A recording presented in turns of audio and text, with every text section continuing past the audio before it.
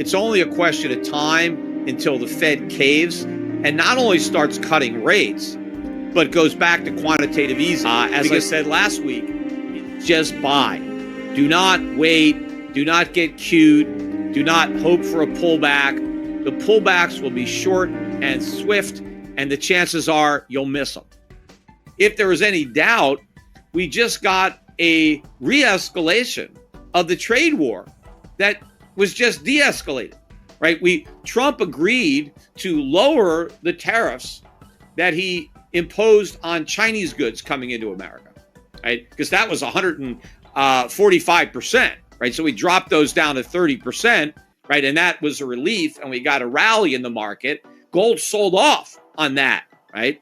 Well, now, early this morning, out of the blue, Trump puts out on Truth Social that, the trade talks aren't going anywhere with Europe. I mean, I thought everybody was lining up to kiss his ass. Now, all of a sudden, we're not getting any progress. And so Trump said, I'm going to propose 50% tariffs on Europe.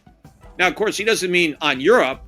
He means on Americans who want to buy European products, but he never frames it that way. But he said he's going to propose 50%. I mean, propose it to who? I thought he's the one that decides.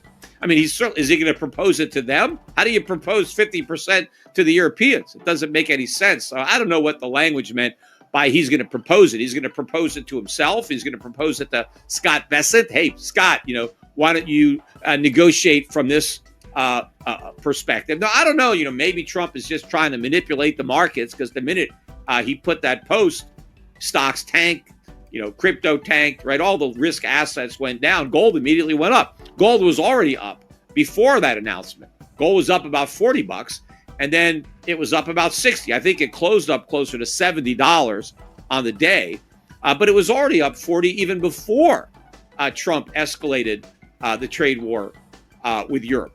But he's really not warring against Europe. He's warring against Americans, because all of his cannons are pointed at American citizens, because it's Americans who pay the tariffs. I mean, it's ridiculous that Trump is getting mad at companies like Walmart for raising prices because he raised their costs.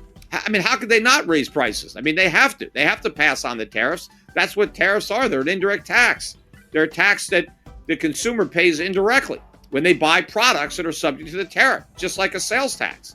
I mean, don't companies pass on the sales tax? Of course they do. They add it on right on the top. The companies don't eat the sales tax, so why should they eat the tariffs? It's the same thing. And again, of course, the purpose of a tariff, of a protective tariff, is to reduce the consumption of imports. And the goal is that consumers will buy domestic products instead. Well, what is the mechanism that causes that behavioral change? It's prices. Tariffs make the price of imports go up. And because imports are more expensive, Americans buy fewer imports. They look for domestic alternatives to avoid the tariff. So in order for the tariff to work, the retailer has to raise the prices. If the retailer doesn't raise the prices, then the consumer's not going to stop buying. And so the trade deficits are going to go down. So, I mean, Donald Trump talks about how much he loves the word tariff, right? Oh, tariff is the most beautiful word in the dictionary. It's my favorite word. Maybe because he doesn't even understand it. He doesn't know what tariffs are. He doesn't know what they do. He doesn't know who pays them, right? He thinks it's all external revenue. He thinks it's a way that, America could go and pick the pockets of the rest of the world to pay for our government spending. Well, that's not the way it works. But this was a big wake-up call this week to the markets that there is no fiscal discipline in the U.S. Inflation is going to run out of control. It's only a question of time until the Fed caves and not only starts cutting rates, but goes back to quantitative easing. Because I believe if the Fed cuts rates and doesn't go back to QE, the long end is going higher. So instead of a 4.5% 10-year, we have a 5.5% or 6% 10-year. And instead of a 5% 30-year, we have a 6%, 6.5%, 7%. These rates are going much higher. And that's going to weigh heavily on the economy. It's going to make the debt that the big, beautiful bill is already increasing that much bigger. Because now all that existing debt and all that new debt has to be financed at an even higher interest rate. Remember, trillions and trillions come due every year of that debt. And most of that debt that was taken on, 3 years ago, 5 years ago, 7 years ago, 10 years ago, even then, it was borrowed at much lower rates than what exists today. So the costs of servicing the debt keep going up. And if the Fed cut short-term rates and the long-term rates rise, that's going to force the government to keep refinancing at the short end of the curve. And that's going to increasingly shorten the average duration of that national debt. The shorter the duration of the national debt, the bigger the potential problem. Because eventually, when the Fed is really forced to try to put the inflation genie back in the bottle, the alternative being hyperinflation, now the Fed has to go medieval on short-term rates. Well, the government is completely vulnerable because now all that debt starts to mature. When Paul Volcker had 20% interest rates in 1980, 81, yes, it was bad for the new debt, but the existing debt wasn't affected because the national debt was all long-term debt. So it didn't mature into that environment. But when we've got a national debt financed with treasury bills, and more of that debt is going to be in treasury bills because of the yield curve steepening, we are in for a world of hurt when the Fed finally has to do something about inflation instead of just pretending to do something, which is all it's done over the past several years. Because for all the talk about tight money, we never got tight money. Gold told you that the Fed was too loose. The whole time the Fed was tightening, gold was rising. If the Fed was really tight, gold would go down, right? But that never happened. If the Fed was tight, credit would have contracted. Household debt would have come down. Instead, it blew to record highs. If people are borrowing money in record amounts, what does that tell you about credit? It's too easy. Look at government debt. The government deficit's exploded. That doesn't happen in a tight money environment. Tight money is tight credit. Inflation is an expansion of the money supply and credit because credit is like money. You don't need money to buy stuff if you have credit. And so as people have access to credit, they can bid up prices. So what the Fed has to do to fight inflation is not only shrink the money supply, which is now growing, it's not shrinking, but they have to shrink credit. And even though money supply contracted a bit before it started to re-expand, credit never contracted. Credit expanded the entire time the Fed was pretending to tighten monetary policy. So the whole inflation fight was a lie.